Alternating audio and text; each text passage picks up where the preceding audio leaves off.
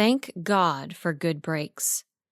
I almost hit them with my car as they rushed into the street without looking where they were going. I stepped on the brakes, and the car skidded sideways and finally came to a halt. Hard in my chest and panting in fear, I jumped out of the car. "What the heck are you doing?" The young mother and her young child in her arms both had terrified looks in their eyes. She tried to speak, but didn't make much sense. She was gasping between the words. There's up there," the mother said, pointing. Her daughter was crying helplessly. Thinking someone had tried to hurt them, I turned to look up the closed-off street, but they were all alone except for something lying on the pavement.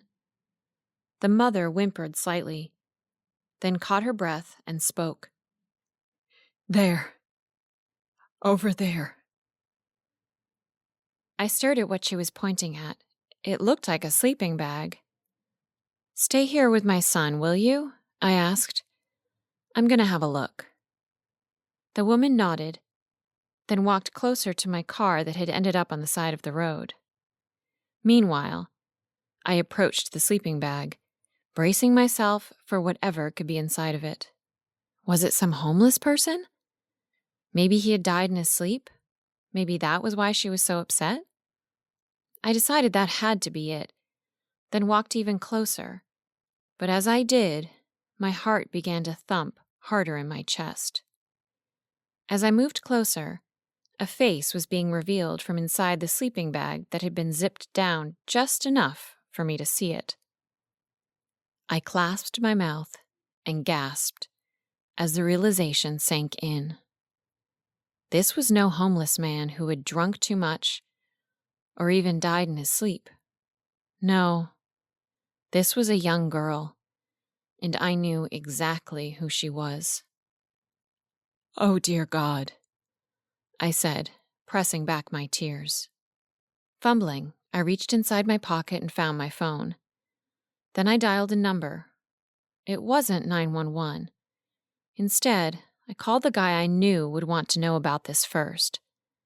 The man I had watched on TV talk about the young surfer girl's disappearance over and over again. His name was Matt Miller, and he was a detective with the Cocoa Beach Police Department. He was also an old friend.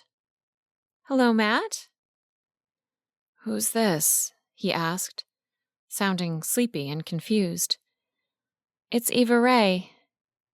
A long pause. "Eva Ray Thomas?" He suddenly sounded less tired. "Really?"